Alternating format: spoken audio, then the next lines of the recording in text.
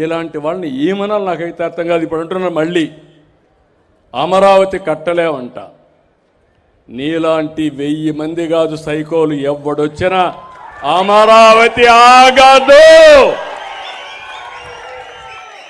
ఆగాలని మిమ్మల్ని అడుగుతున్నా. అమరావతి జోలుకొస్తే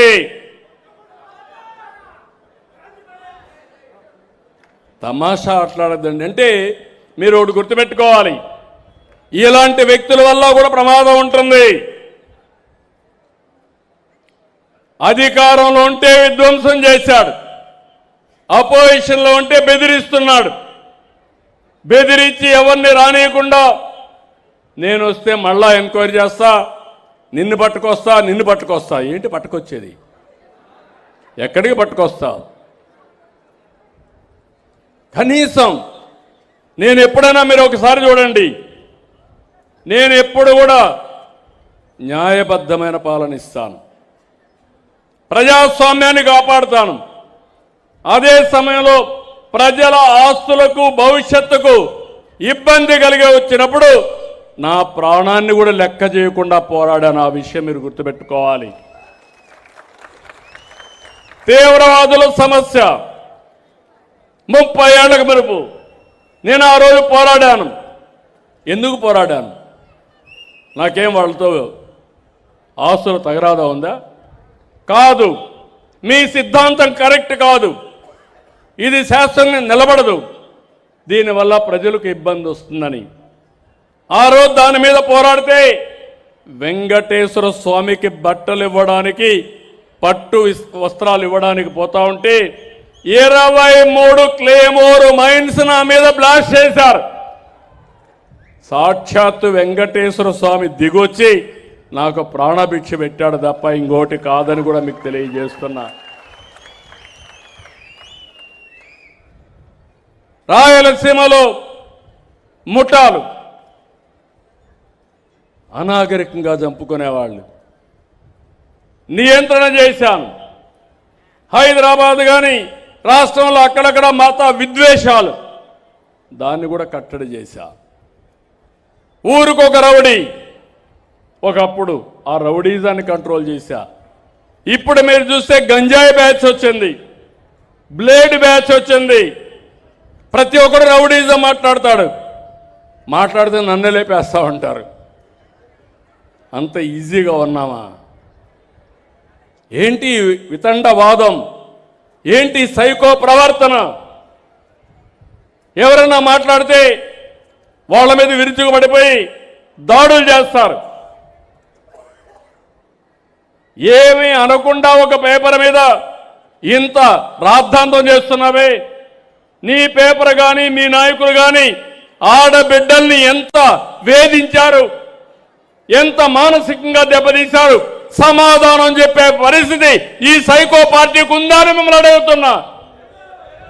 వీళ్ళు కావాలన్నా మీకు అని అడుగుతున్నా ఇప్పుడు. కానీ మీరేంటంటే మాకెందుకు వచ్చింది, నువ్వు పోరాడు, మేము చూస్తూ ఉంటాం అనే పరిస్థితిలో ఉన్నారు. మీరు ఉన్నారు. నేను అడుగుతున్నా, ఇలాంటి వ్యక్తి ఆ రాజకీయ పార్టీ లేకపోతే ఇంట్లో నుంచి బయట వస్తాడని అడుగుతున్నా. ఇలాంటి నేచర్ ఉండే వ్యక్తి మీరు ఆలోచించుకోవాలి. ఇవి రాష్ట్రాన్ని సర్వనాశనం చేయాలనుకుంటే కాపాడుకునే బాధ్యత నా ఒక్కడిదా, మనందరిదా అని మిమ్మల్ని అడుగుతున్నా. మనందరిదాన్ని చేతులు పైకెత్తండి. మన పిల్లల భవిష్యత్తు కోసరం ఇప్పటికే నష్టపోయాం. 2014 విభజన, రాజధాని లేని రాష్ట్రం, ఆదాయం లేని రాష్ట్రం, తక్కువ ఆదాయం వచ్చే రాష్ట్రం. 2019లో విధ్వంసం, 2024లో ఇప్పుడిప్పుడు రికవర్ అవ్వడానికి ప్రయత్నం చేస్తున్నాం. కనీసం ఒక 10-20 సంవత్సరాలు ఉంటే ఎక్కడికక్కడ మనం ముందుకు పోయే పరిస్థితి వస్తుంది. అప్పుడప్పుడు తీవ్రవాదుల గురించి మాట్లాడుతున్నాను. వాళ్ళు కూడా ఎక్కడో అడవుల్లో ఉంటారు, ఒకసారి వచ్చి అటాక్ చేసి మళ్ళా వెళ్ళిపోతారు. అంటే భయభ్రాంతులు చేస్తారు. ఈయన అంతే, ఎక్కడో ఉంటాడు, అప్పుడప్పుడు వస్తాడు ఇక్కడికి, వచ్చి ఒక ఇష్టానుసారంగా మాట్లాడి బెదిరించి మళ్ళా పారిపోతూ ఉంటాడు. ఇలాంటి నాయకులు మనకు కావాలని అడుగుతున్నా. సమస్యల పైన చెప్పండి, నేను పోరాడతా. వాస్తవాలు మాట్లాడండి, నేను జవాబిస్తా. కానీ అమరావతిలో అవినీతి జరిగిపోయిందంట. అమరావతికి 2 లక్షల కోట్లు కావాలంట. అమరావతి ల్యాండ్ మానిటైజేషన్ ప్రాజెక్టు హైదరాబాద్లో ఒకప్పుడు ₹1,00,000 20,000 ఎకరా ఉంటే అభివృద్ధి అయిన తర్వాత 175 కోట్ల రూపాయల ఎకరా అయ్యింది. అది సంపద సృష్టించే మార్గం. ఇది మీరు చేసేది విధ్వంసం. ఇప్పుడు అంటున్నాడు విజయవాడ, గుంటూరు, మచిలీపట్నం అదే చేస్తున్నాం CRDA. అంటే అమరావతి పేరు చెప్పడానికే ఇష్టపడిన వ్యక్తి ఈ రాష్ట్రాన్ని పాలించే అర్హత ఉందా తమ్ముళ్ళు అని మిమ్మల్ని అడుగుతున్నా. ఇలాంటివన్నీ కూడా మనం గుర్తుపెట్టుకోవాల్సిన అవసరం ఉంది. నేను ఒకటే మిమ్మల్ని అందరినీ కోరుతున్నా ఈరోజు, ఎందుకంటే నేను చెప్పాలి, గట్టిగా చెప్పాలి. ఏదో పార్టీ ఉందని ఒక 50 మందిని రోడ్లు వేసుకొచ్చి విధ్వంసం క్రియేట్ చేసి, లా అండ్ ఆర్డర్ క్రియేట్ చేసి, ప్రజలకు ఇబ్బందులు కలిగించే పరిస్థితి ఏదైనా మాట్లాడితే దానిపైన నా మీద, పార్టీ మీద, ప్రజాస్వామ్యం గురించి మాట్లాడతారు. కడాన మీరు చూస్తే నేను ఈరోజు అరెస్ట్ చేయాలంటే ఎంతో పడుతుంది. ఇలాంటి వ్యక్తుల్ని చెయ్యను, చట్టం దాని పని చేస్తుంది తప్ప నేను ఎప్పుడు కూడా తప్పు చేయను. అదే ఆ రోజు మీరు చూడండి, నేను నంద్యాలలో ఉంటే నోటీసు కూడా ఇవ్వకుండా నన్ను దేశపై ఏ తప్పు చేయకుండా జైల్లో పెట్టేశాడు. అంటే మీరందరూ గుర్తుపెట్టుకోవాలి, ఇలాంటి నాయకుల్ని మనం ప్రోత్సహిస్తే ఎవరికి రక్షణ ఉంటుంది, ఏ ఆడబిడ్డకు రక్షణ ఉంటుంది, ఎవరికి భవిష్యత్తు బాగుంటుందో ఆలోచించాల్సిన అవసరం ఉంది. అందుకే అప్పుడప్పుడు పవన్ కళ్యాణ్ గురు కూడా అంటారు, నేను కూడా చెప్తాను మీ అందరికీ, మళ్ళీ మనందరి జీవితాలు బాగుంటే ఇలాంటి వ్యక్తుల్ని చరిత్రలో మర్చిపోవాలి.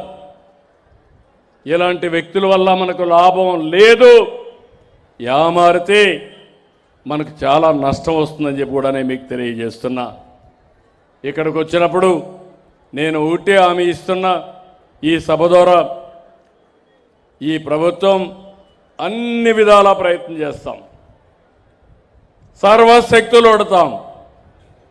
ఈ రాష్ట్రాన్ని 2047కి భారతదేశంలోనే నెంబర్ 1 రాష్ట్రం ఏదంటే దానికి చిరునామాగా ఆంధ్రప్రదేశ్ ఉంటుంది. ప్రపంచంలోని ఒక అగ్రజాతిగా తయారు చేసుకుంటాం. ఈరోజు ఇంకొక పక్క మీరు చూడండి,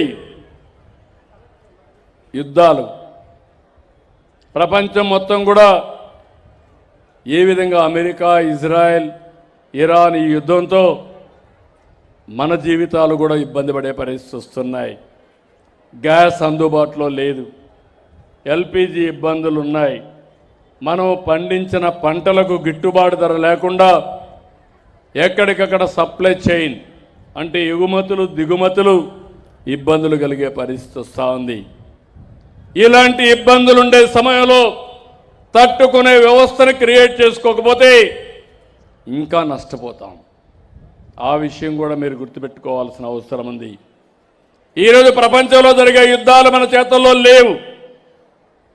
దాన్ని సమర్థవంతంగా బేరీ చేసుకుని ఎక్కడికక్కడ ఏం చేస్తే మనకు ఇబ్బందులు తగ్గుతాయో ఆలోచించుకుంటూ మనం తప్పు చేయకుండా ముందుకు పోవాల్సిన బాధ్యత మన పైన ఉందని చెప్పి కూడా నేను మీకు తెలియజేస్తున్నా.